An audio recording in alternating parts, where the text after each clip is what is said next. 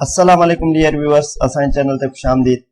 जीअं त university of Sindh जा फर्स्ट सेमेस्टर जा एग्ज़ाम्स स्टार्ट थी चुका आहिनि। फर्स्ट सेमेस्टर 2024 जा एग्ज़ाम्स, तो उन जे लाइ जेको आहे सभिनी खां पहिरियों तव्हांखे एग्ज़ाम फॉर्म फिल करणो पवंदो आहे, जंहिंजे लाइ कोर्स सिलेक्शन करणी पवंदी आहे। तो काफ़ी कैंडिडेट्स खे मुश्किलात पई अचे जेके फर्स्ट ईयर में आहिनि कोर्स सिलेक्शन जे लाइ, तो उन्हनि जे लाइ ही वीडियो आहे त हू पंहिंजो कोर्स सिलेक्ट कीअं कंदा। सभिनी खां पहिरियों तव्हां पंहिंजो पोर्टल लॉगिन कंदा। जीअं तव्हां पोर्टल लॉगिन कंदा थी तव्हांजो LMS जो डैशबोर्ड अची वेंदो। हिते तव्हां साइड ते ॾिसी रहिया आहियो कोर्स सिलेक्शन एग्ज़ामिनेशन फॉर्म, हिते तव्हां क्लिक कंदा। जीअं ई हिते तव्हां क्लिक कंदा हिते अचे थो सिलेक्टेड कोर्स, पर हिते काफ़ी ॿारनि खे कुझु न पियो शो थिए। हिते इम्प्रूवर फेल्यूअर जो चालान वग़ैरह अचे पियो, त उहे कंफ्यूज़ थी था वञनि एज़ अ फर्स्ट ईयर, त उहे कीअं फॉर्म फिल कंदा।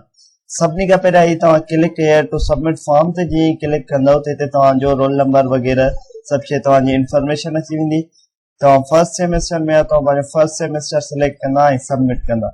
जीअं सबमिट कंदा त तव्हां वटि डिफरेंट कोर्सेस अचनि पिया, ऐं ही सिंपली तव्हांखे जेके पंहिंजे पोर्टल में कोर्स शो अचनि पिया उहे तव्हांखे सिलेक्ट करणा आहिनि, ऐं ही तव्हांखे एड जीअं तव्हां सब्जेक्ट कंदा वेंदा तीअं तव्हांजे फॉर्म में एड थींदा वेंदा। तव्हां टोटली जेको आहे पंहिंजा सभई सिलेक्ट कंदा, बट उहे कैंडिडेट जिन्हनि वटि माइनर वारो चक्कर हूंदो आहे, जिन्हनि वटि जेको आहे माइनर्स जी पाण चॉइस करणी पवंदी, उनखे में बि उन्हनि खां पढ़ाईंदड़ सब्जेक्टनि जी वधीक लिस्ट शो थिए, त हू ॾिसंदा त उन्हनि जा जेके मेजर सब्जेक्ट आहिनि पहिरियां उहे सिलेक्ट कंदा। उन खां पोइ हू जेको माइनर पढ़ी रहिया आहिनि सिर्फ़ु उनखे सिलेक्ट कंदा। ये हिते ते ही कंप्लीट लिस्ट आहे जेका 7 सब्जेक्ट जेको आहे फर्स्ट सेमेस्टर में ही LLB वारा पढ़नि था उन्हनि जी आहे। बट कुछ डिपार्टमेंट्स अहिड़ा आहिनि जिन्हनि खे माइनर जी चॉइसिस हूंदी आहे, तो उन्हनि खे ही कंप्लीट लिस्ट हिते नज़र ईंदी हूंदी आहे सब्जेक्ट्स जी।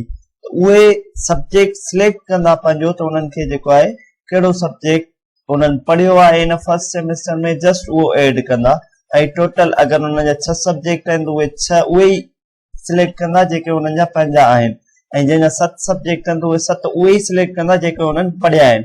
अगरि तव्हांखे उन्हनि 7 खां वधीक सब्जेक्ट शो थियनि था त उन्हनि खे तव्हांखे एड न आहे करणो, तव्हांखे जस्ट उहे सब्जेक्ट एड करणा आहिनि जेके तव्हां हिन सेमेस्टर में पढ़िया आहिनि। उन खां पोइ तव्हां हिते सेव कंदा। ही ॾिसो अची वियो course selection form successful said after due date you will not be allowed to make any changes in your selected courses.